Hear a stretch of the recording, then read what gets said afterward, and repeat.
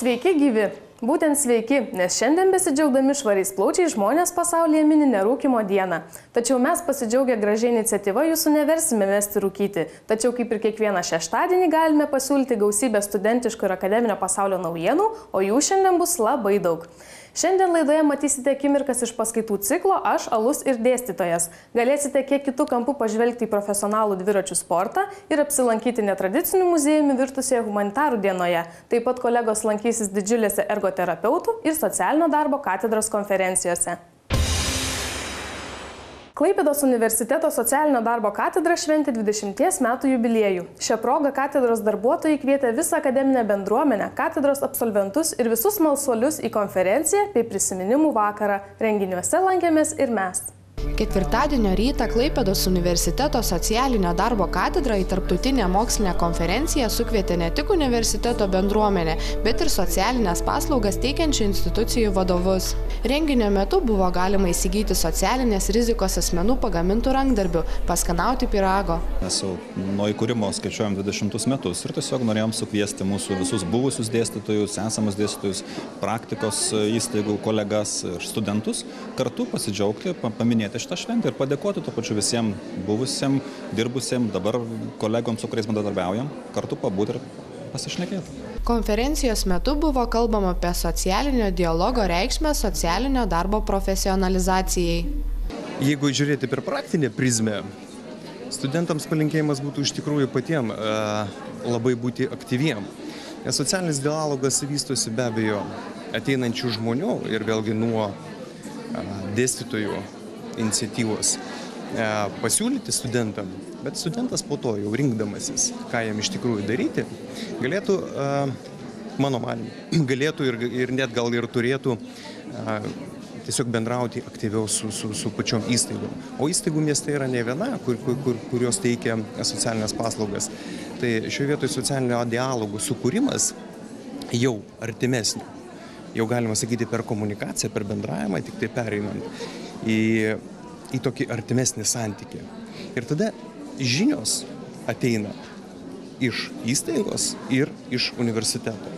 Ir tą suliejus gaunasi puikus socialinis dialogas. Studentams buvo suteikta neeilinė galimybė tiesiogiai pabendrauti, apsikeisti kontaktais su praktikos institucijų atstovais. Mes esame pagalbos moterims linija ir mums labai svarbu viešumas, kad kuo daugiau žmonių žinotų, kur galima ieškoti pagalbos, nes mes laukiame skambučių iš visos Lietuvos, ir iš moterų, iš vyrų, ir iš vaikų, bet kas turi sunkumų, turi išgyvenimų, gali skambinti, kreiptis į mūsų liniją. Mes bandome šiandien informuoti plačiau žmonės apie tai, kur gali kreiptis, kai patiria smurtą, tiek moteris, tiek vyrai, tiek vaikai.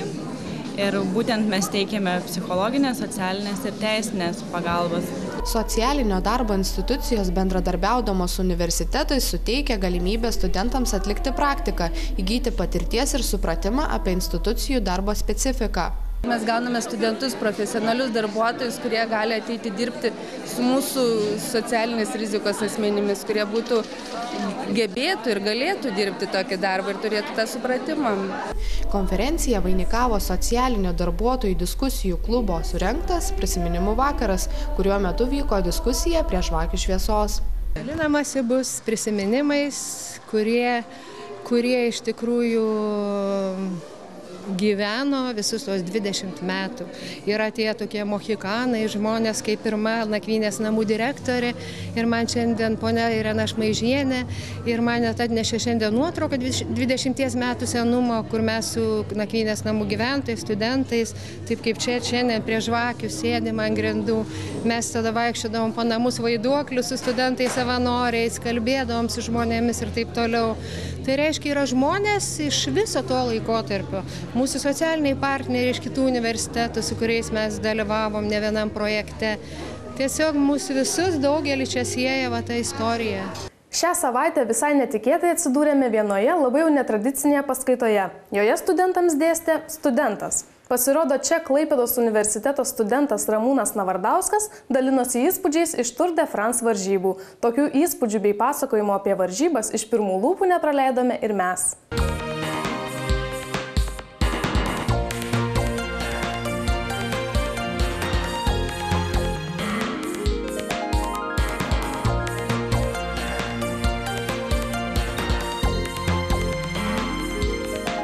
Taip 1983-aisiais elektroninės muzikos legenda laikoma grupė Kraftwerk apdainavo Tour de France, 3 savaitės trunkančias prestižinės daugiadienės dviračių lenktynes, kurių metu nuvažiuojama daugiau nei 3000 km. Šiemet šių varžybų etape triumfavo lietuvis, Klaipėdos universiteto studentas Ramūnas Navardauskas.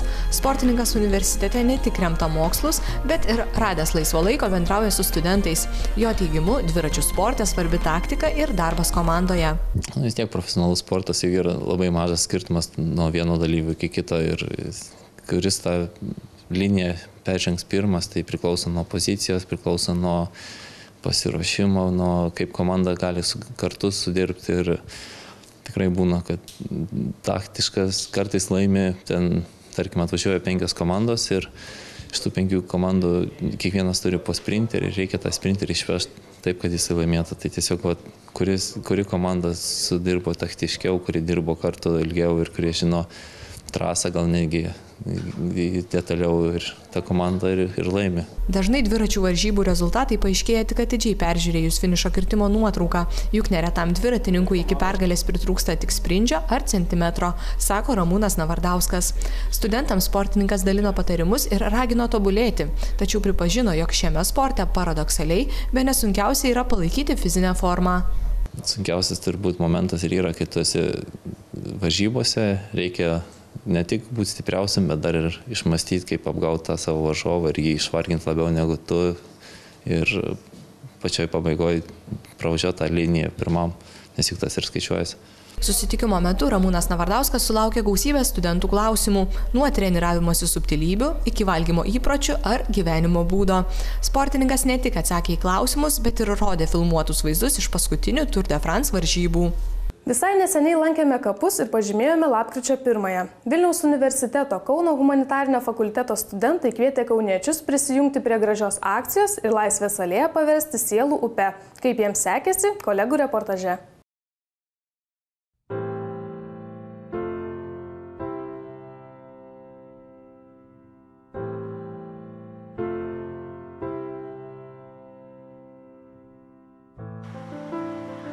Lapkričio 1 dieną, visų mirusiųjų pagerbimo dieną, Vilniaus universiteto Kauno humanitarinio fakulteto studento atstovybė jau 13 metus iš eilės surengė akciją Sielų upė.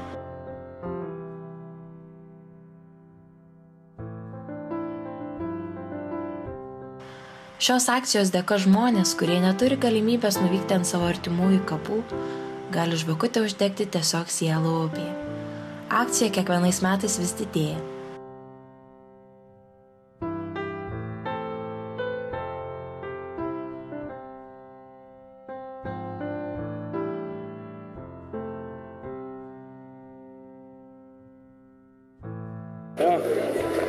Sielų upę organizuoja Vilniaus universiteto Kauno humanitarinio fakulteto studentų atstovybė. Šią akciją organizuojame jau 13 metus iš eilės. Kodėl mes darome šią akciją?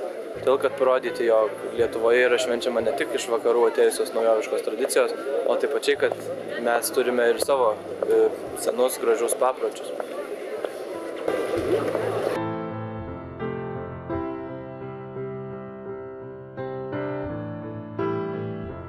Pagrindinė simbolika tikriausiai yra tos žvakutės visos ir pagrindinė mintis ne pasiduoti visoms Helovino tradicijoms, o paminėti ir lietuviškas gražias šventes ir parodyti, kad jos irgi gali būti jaukios, mielos ir kuriuose gali lankytis daug žmonių, nes kaip matom, pilna.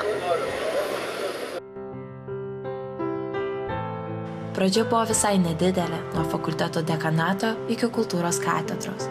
Vėliau vis augo ir dabar nusitęsusi nuo Soboro iki Kauno katedros. Šios akcijos metu Kauną apšviečia daugiau nei 5000 žvakučių. Tai akcija, kuri suvienija ne tik Kauno, bet ir visus Lietuvos žmonės. Daugybė žmonių atvyksta prisidėti arba tiesiog pasigrožėti šiuo vaizdu. akcija, kurios metu dangus prisiglaudžia prie žemės ir upės bangelėmis paleidžia vilnyti ne vandenį, o sielas. Mes patys esame šviesa, mes patys esame saulė. Todėl neįmanuokime, jei aplinkui tamsu, mes nemokame savo kelio nušviesti. Kiekvienas nešame sielą lyg žibintą. Ir ką aš padarysiu, jei mano žibintas silpnai šviečia? Vytautas Mačernis. Klaipėdos universiteto humanitarinių mokslų fakultete gyvuojančios lietuvių filologijos ir režisūros specialybės absolventai tęsia gražią tradiciją kasmet susirinkti su savo vaikų ar jaunimo teatrais ir pasidalinti kūrybinės veiklos rezultatais jau respublikiniu tapusiame mokyklinių teatrų festivalyje Aitvarai. Šiemet renginys vyks lapkričio 21 dieną Klaipėdos universitete. Festivalio metu bus parodyta 10 mokyklinių teatrų spektaklių. O dabar reklama, po kurios matysite akimirkas iš Klaipėdos universiteto humanitarų dienos ir iš didžiulės bei visiškai netradicinės ergoterapeutų konferencijos. Vakarų ekspresas. Vienintelis tikrai klaipėdietiškas.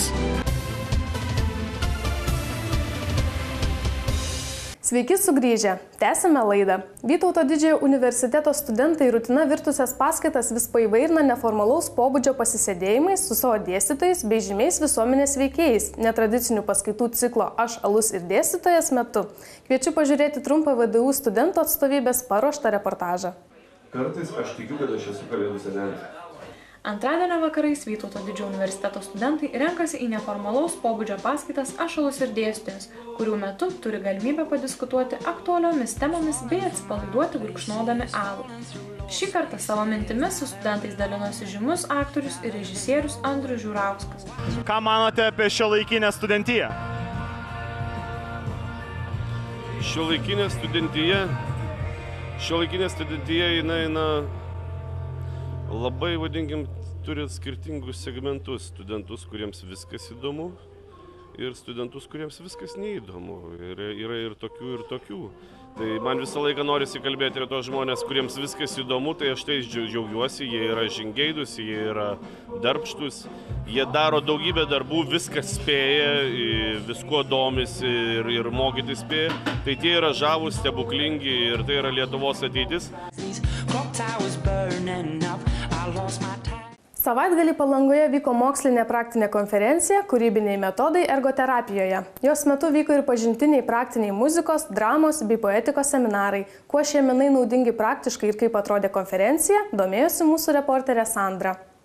Gražų šeštadienio rytą Klaipėdos universiteto reabilitacijos katedra visus norinčius pagilinti savo žinias apie ergoterapiją sukvietė į konferenciją Kūrybiniai metodai ergoterapijoje.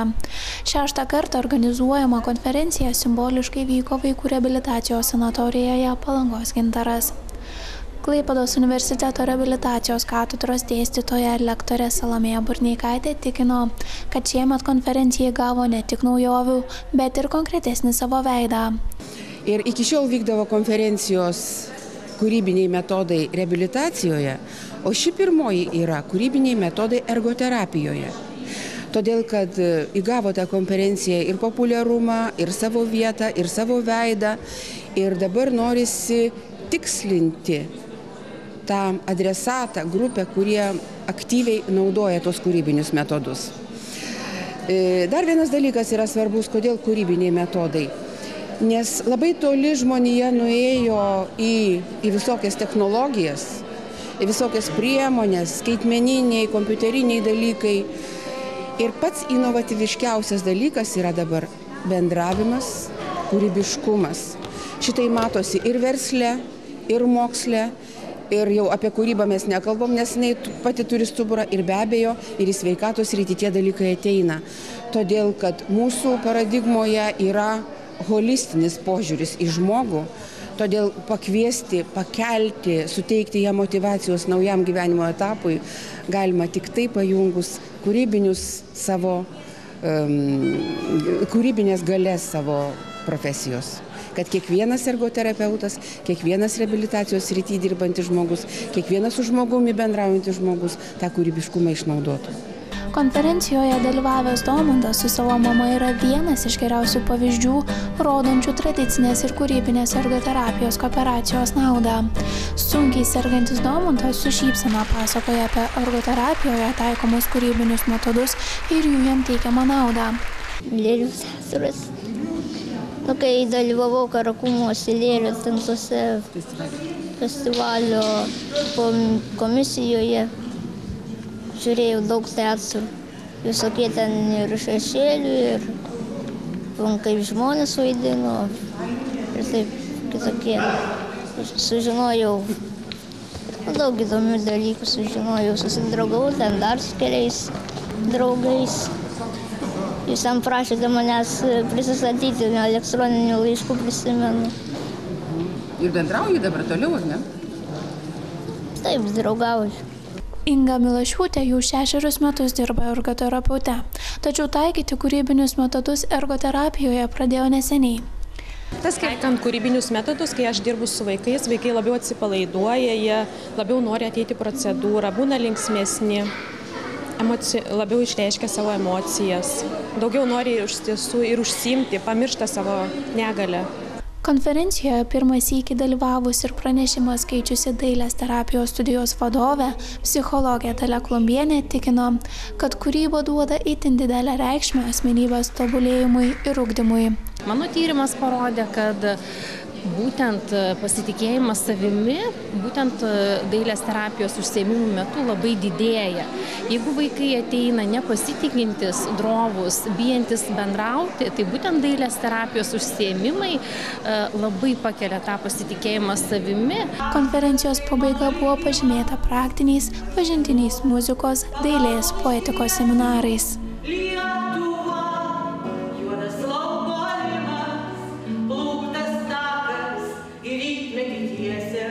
Humanitarų muziejus. Būtent taip šiais metais vadinosi Klaipėdos universiteto humanitarų diena.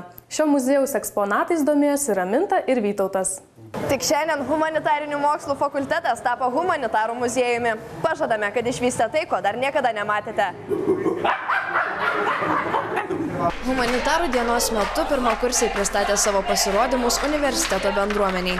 Visą šventę vainikavo studentų atstovybės mini spektaklis, kuriame pirmykščiai žmonės, studentai, persikėlė į mūsų laikus ir neišsiskirdami iš kitų įsiliejo į universiteto veiklą.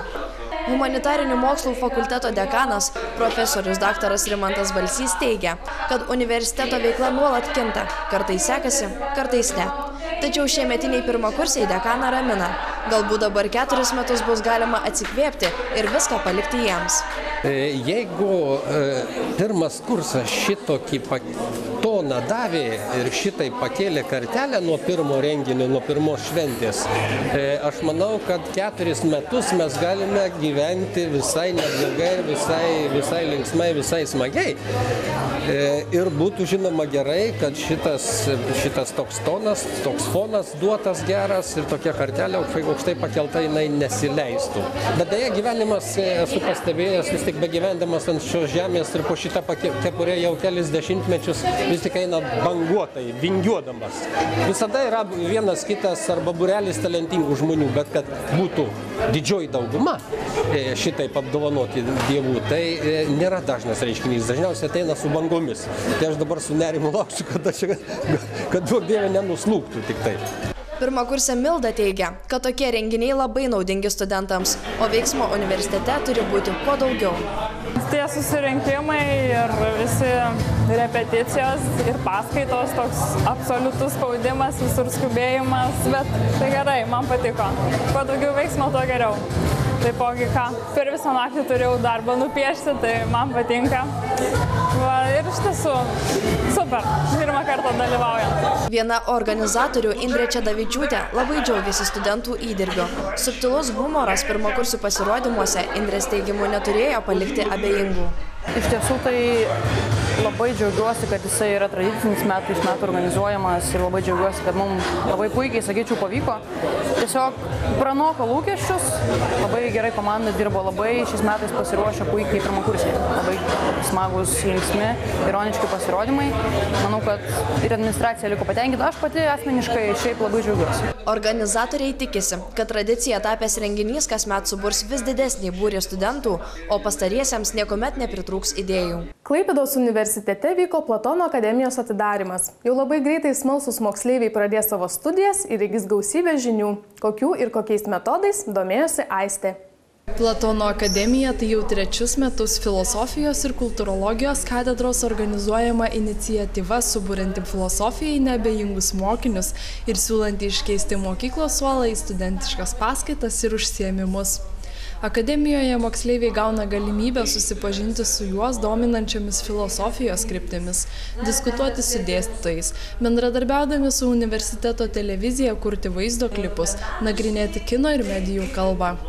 Akademijos tikslai daugialypiai. Moksleivius siekiama supažindinti ne tik su filosofija ar medijomis, tačiau parodyti studentiškąją mokslo pusę, suteikti galimybę laisvai reikšti savo nuomonę ir išmokyti atsakyti į kritiką. Pirmajame susitikime moksleiviams buvo pateiktos vaizdinės minties eksperimentų ištraukos, taip pat pasakojama apie kelias filosofinės teorijas. Ir nors pirmasis susitikimas jau vyko, Platono akademija laukia prisijungsiančių visų besidominčių ir filosofijai neabejingų moksleivių. Štai ir viskas. Gražios ir sveikos jums dienos. Nepamirškite, jog laida Universitetai LT kartojama kiekvieną pirmadienį 9:25 per TV6, o internete bet kokiu paros metu rodoma paspaudus mygtuką play adresais www.tv3play.lt ir mūsų YouTube paskyroje. Nuo Facebook'e tęsėme baksnojimosi maratoną. Iki kito šeštadienio.